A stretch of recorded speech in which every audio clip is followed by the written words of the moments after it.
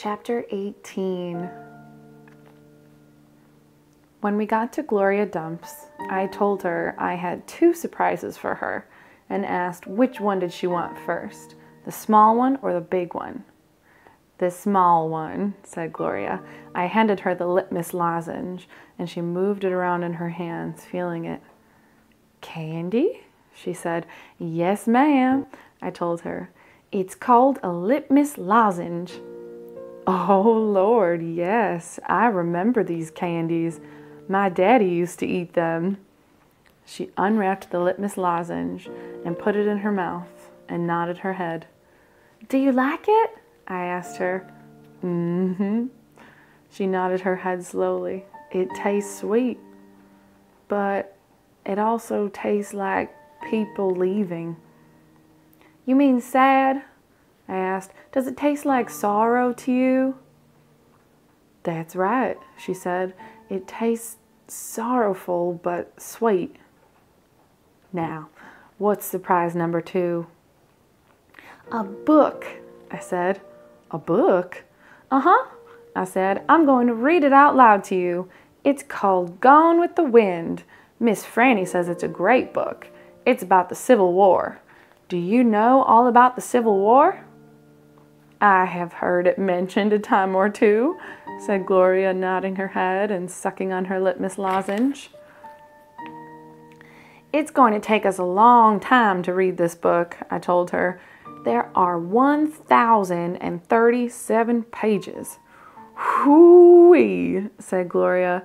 She leaned back in her chair and crossed her hands on her stomach. We best get started then. And so I read the first chapter of Gone with the Wind out loud to Gloria Dump.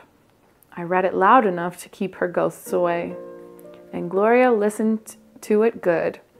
And when I was done, she said it was the best surprise she ever had, and she couldn't wait to hear chapter 2. That night, I gave the preacher his litmus lozenge right before he kissed me goodnight. What's this? He said. It's some candy that Miss Franny's great-grandfather invented. It's called a litmus lozenge. The preacher unwrapped it and put it in his mouth. And after a minute, he started rubbing his nose and nodding his head. Do you like it? I asked him. It has a peculiar flavor. Root beer? I said. Something else. Strawberry. That too, but there's still something else. It's odd. I could see the preacher getting further and further away. He was hunching up his shoulders and lowering his chin and getting ready to pull his head inside his shell. It almost tastes a little melancholy, he said. Melancholy? What's that? Sad, said the preacher. He rubbed his nose some more. It makes me think of your mother. Winn-Dixie sniffed at the candy wrapper in the preacher's hand. It tastes sad, he said and sighed. Must be a bad batch. No, I told him. I sat up in bed. That's the way it's supposed to taste. Litmus came back from the war, and his whole family was dead. His daddy died fighting, and his mama and his sisters died from a disease, and the Yankees burned his house down. And Litmus was sad, very sad, and what he wanted more than anything in the whole world was something sweet. So he built a candy factory and made litmus lozenges, and he put all the sad he was feeling into the candy.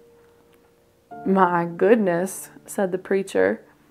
Winn-Dixie snuffed the candy wrapper out of the preacher's hand and started chewing on it. Give me that, I said to Winn-Dixie, but he wouldn't give it up. I had to reach inside his mouth and pull it out. You can't eat candy wrappers, I told him. The preacher cleared his throat. I thought he was going to say something important, maybe tell me another thing that he remembered about my mama, but what he said was, Opal, I had a talk with Mrs. Dewberry the other day. She said that Stevie says you called him a bald-headed baby. "It's true," I said. "I did. But he calls Gloria Dump a witch all the time. And he calls Otis retarded. And once he even said that his mama said I shouldn't spend all my time with old ladies. That's what he said." "I think you should apologize," said the preacher. "Me?" I said. "Yes." He said, You tell Stevie you're sorry if you said anything that hurt his feelings. I'm sure he just wants to be your friend." "I don't think so," I told him. "I don't think he wants to be my friend." "Some people have a strange way of going about making friends," he said. "You apologize." "Yes, sir," I said. Then I remembered Carson. "Daddy," I said, "do you know anything about Amanda Wilkinson?" "What kind of thing?" "Do you know something about her and somebody named Carson?" "Carson was her brother. He drowned last year." "He's dead?" "Yes," said the preacher. "His family is still suffering a great deal." "How old was he?" "5," said the preacher. "He was only 5 years old." "Daddy," I said, "how could you not tell me about something like that?" "Other people's tragedies should not be the subject of idle conversation. There was no reason for me to tell you." It's just that I needed to know," I said, "because it helps explain Amanda. No wonder she's so pinched-faced." "What's that?" said the preacher. "Nothing," I said. "Good night, India Opal," the preacher said. He leaned over and kissed me, and I smelled the root beer and the strawberry and the sadness all mixed together on his breath. He patted Winn-Dixie on the head and got up and turned off the light and closed the door. I didn't go to sleep right away. I lay there and thought how life was like a litmus lozenge, how the sweet and the sad were all mixed up together, and how hard it was to separate them out. It was confusing. "Daddy!" I shouted. After a minute, he opened the door and raised his eyebrows at me. "What was that word you said?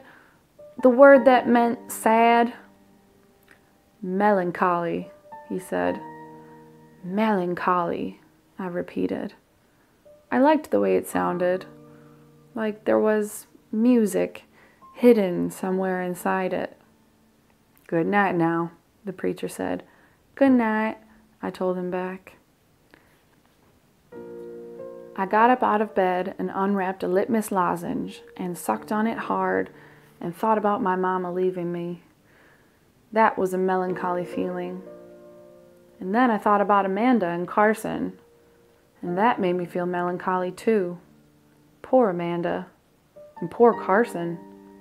He was the same age as Sweetie Pie, but he would never get to have his 6th birthday party.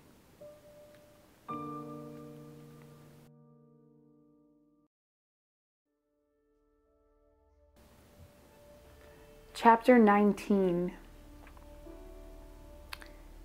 In the morning, me and Winn-Dixie went down to sweep the pet store, and I took a litmus lozenge for Otis. "Is it Halloween?" Otis asked when I handed him the candy. "No," I said. "Why?" "Well, you're giving me candy." "It's just a gift," I told him, "for today." "Oh," said Otis. He unwrapped the litmus lozenge and put it in his mouth, and after a minute, tears started rolling down his face.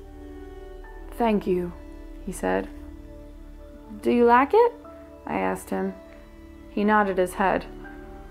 "It tastes good, but it also tastes a little bit like being in jail." "Gertrude!" Gertrude squawked. She picked up the litmus lozenge wrapper in her beak and then dropped it and looked around. "Gertrude!" she screamed again. "You can't have any," I told her. "It's not for birds." Then, real quick, before I lost my nerve, I said, "Otis, what were you in jail for? Are you a murderer?" "No, ma'am," he said. "Are you a burglar?" "No, ma'am," Otis said again. He sucked on his candy and stared down at his pointy-toed boots. "You don't have to tell me," I said. "I was just wondering." "I ain't a dangerous man," Otis said, "if that's what you're thinking. I'm lonely, but I ain't dangerous." "Okay," I said, and I went into the back room to get my broom.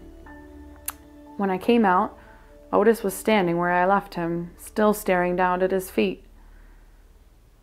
"It was on account of the music," he said. "What was?" I asked. "Why I went to jail. It was on account of the music." "What happened?" "I wouldn't stop playing my guitar. Used to be, I played it on the street, and sometimes people would give me money. I didn't do it for the money. I did it because the music is better if someone is listening to it. Anyway, the police came, and they told me to stop it. They said how I was breaking the law, and the whole time they were talking to me, I went right on playing my music, and that made them mad. They tried to put handcuffs on me," he sighed. "I didn't like that. I wouldn't have been able to play my guitar with them things on." "And then what happened?" I asked him. "I hit them," he whispered. "You hit the police?" "Uh-huh. One of them. I knocked him out. Then I went to jail, and they locked me up and wouldn't let me have my guitar. And when they finally let me out, they made me promise I wouldn't never play my guitar on the street again." He looked up at me real quick and then back down at his boots. "And I don't. I only play it in here, for the animals. Gertrude, the human Gertrude, she owns this shop, and she gave me this job when she read about me in the paper, and she said it's all right for me to play music for the animals." "You play your music for me and Winn-Dixie and Sweetie Pie," I said. "Yeah," he agreed, "but you ain't on the street."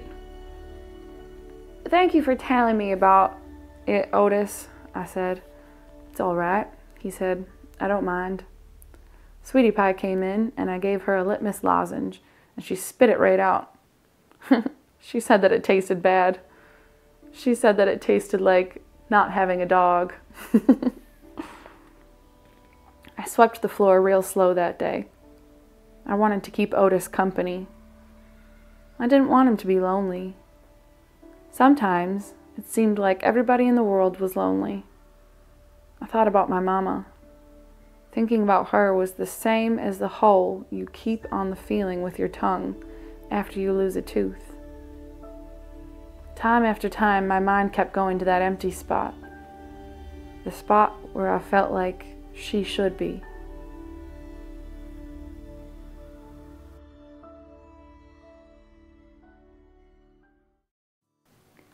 Chapter 20. When I told Gloria Dump about Otis and how he got arrested, she laughed so hard she had to grab hold of her false teeth so they wouldn't fall out of her mouth. "Hoo-wee!" she said when she was finally done laughing. "That sure is some dangerous criminal." "He's a lonely man," I told her. "He just wants to play his music for somebody." Gloria wiped her eyes with the hem of her dress. "I know it, sugar," she said. "But sometimes things are so sad they get to be funny." "You know what else?" I said, thinking about sad things. "That girl I told you about, the pinched-faced one, Amanda? Well, her brother drowned last year. He was only 5 years old, the same age as Sweetie Pie Thomas." Gloria stopped smiling. She nodded her head. "I remember hearing about that," she said. "I remember hearing about a little drowned boy. That's why Amanda is so pinched-faced, I said. She misses her brother. Most likely, Gloria agreed. Do you think everybody misses somebody? Like I miss my mama? Mm-hmm, said Gloria. She closed her eyes.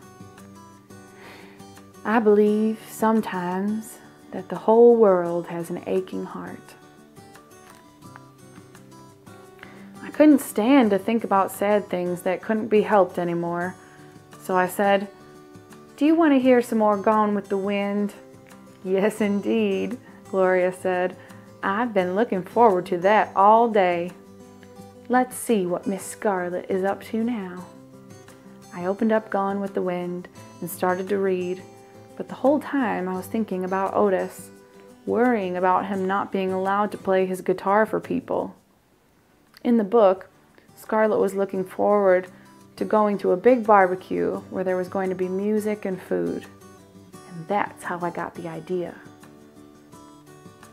That's what we need to do, I said. I slammed the book shut.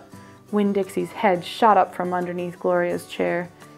He looked around all nervous like, huh? Said Gloria Dump. Have a party, I told her. We need to have a party and invite Miss Franny Block and the preacher and Otis can play his guitar for everybody. Sweetie Pie can come too. She listens to his music good. We who? Gloria said. We, me and you. We can make some food and have the party right here in your yard. Said Gloria Dump. We can make peanut butter sandwiches and cut them up into triangles to make them look fancy. Lord, said Gloria Dump.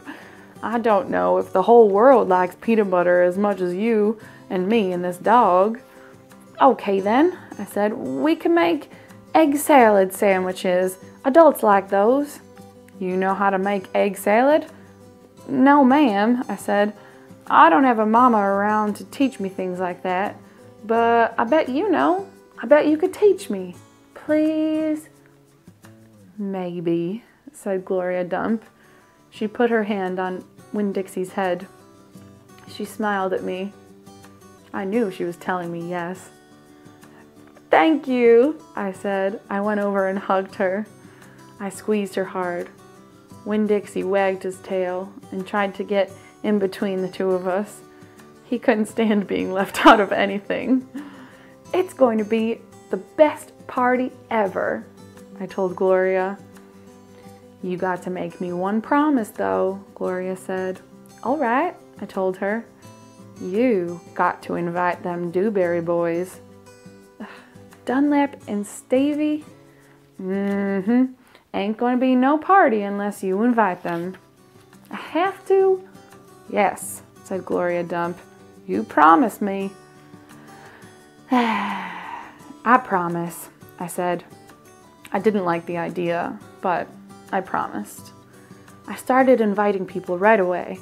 I asked the preacher first. Daddy, I said. Opal, the preacher said back. Daddy, me and Winn-Dixie and Gloria Dump are having a party. Well, said the preacher, that's nice. You have a good time. Daddy, I said, I'm telling you because you're invited. Oh, said the preacher. He rubbed his nose. I see. Can you come? I asked him. He sighed. I don't see why not, he said. Miss Franny Block took to the idea right away.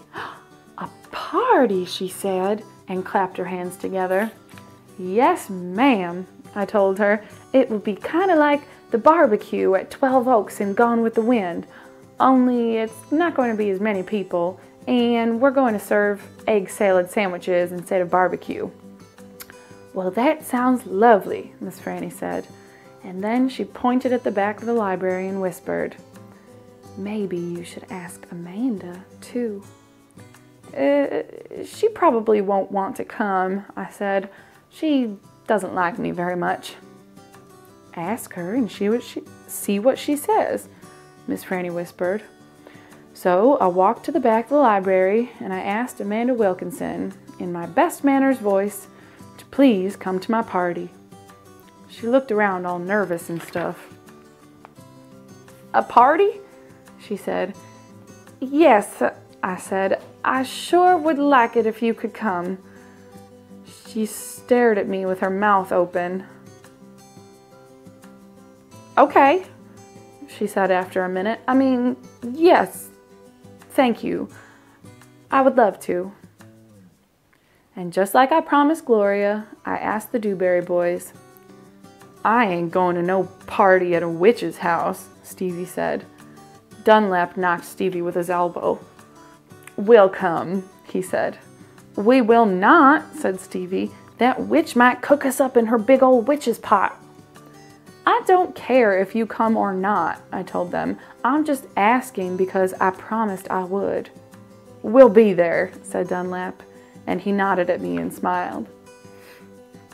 Sweetie Pie was very excited when I invited her. "What's the theme?" she asked.